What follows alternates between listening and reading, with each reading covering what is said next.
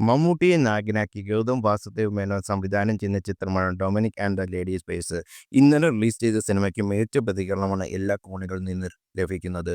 ഇതിനു പിന്നാലെ ഇന്ന് രണ്ടാം ദിനമായി വന്ന സിനിമയുടെ സ്ക്രീൻ വർദ്ധിപ്പിച്ചിരിക്കുകയാണ്.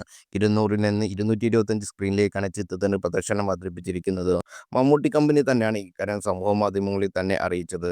2025 മമ്മൂട്ടി നായകനായി എത്തുന്ന ആദ്യ ചിത്രം കോമഡിയുടെ മേമ്പൊഴഞ്ഞ് എത്തുന്ന ഇന്ത്യൻ ത്രില്ലർ ചിത്രമാണ്. ഗൗതം വാസുദേവ് മേനോൻ ആദ്യമായി മലയാളത്തിൽ സംവിധാനം ചെയ്യുന്ന ചിത്രത്തിൽ മേക്കിങ്ങിനും കയ്യടി ഉയരുന്നുണ്ട്.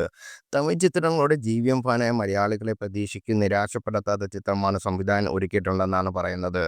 മമ്മൂട്ടി പതുപോലെ സ്ക്രീനിൽ കത്തിക്കയറുമ്പോൾ വിക്കി എന്ന പ്രധാന കഥാപാത്രമായി ഗോകുൽ സുരേഷും മികച്ച പ്രകടനം കാഴ്ചവെക്കുന്നുവെന്ന് പറയുന്നു. വിക്കിയും ടൊമിക്കും ചിത്രത്തിലെ കോമഡികൾ വിജയമാക്കുന്നുണ്ടെന്ന കമൻറ്റുകളുണ്ട്. നിരവധി സിനിമാ റഫറൻസുകളും സ്പോർട്സുകളും ചിത്രത്തിലുണ്ടെന്നുള്ള കമൻറ്റുകൾ. വലിയ ആക്ഷൻ ചിത്രങ്ങളും പ്രണയ ചിത്രങ്ങളും തമ്മിൽ ഒരുക്കിയിട്ടുള്ള ഗൗതം വാസുദേവ് മേനോൻ തൻ്റെ കറിയിൽ ഒരുക്കുന്ന ആദ്യ കോമഡി ത്രില്ലറാണ് Dominic and the ladies voice. Mammootty Gokul Suresh team അവതരിപ്പിക്കുന്ന കഥാപാത്രം നടത്തുന്ന ഡൊമിനിക് ഡിറ്റക്റ്റീവ് ഏജൻസി അന്വേഷിക്കുന്ന ഒരു കേസിലുമാണ് ചിത്രം മുന്നോട്ട് സഞ്ചരിക്കുന്നത്.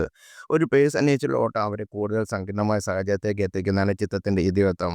കൂടുതൽ വാർത്തകൾ അറിയാൻ ഈ ചാനൽ സബ്സ്ക്രൈബ് ചെയ്യുക, ഷെയർ ചെയ്യുക. Thank you.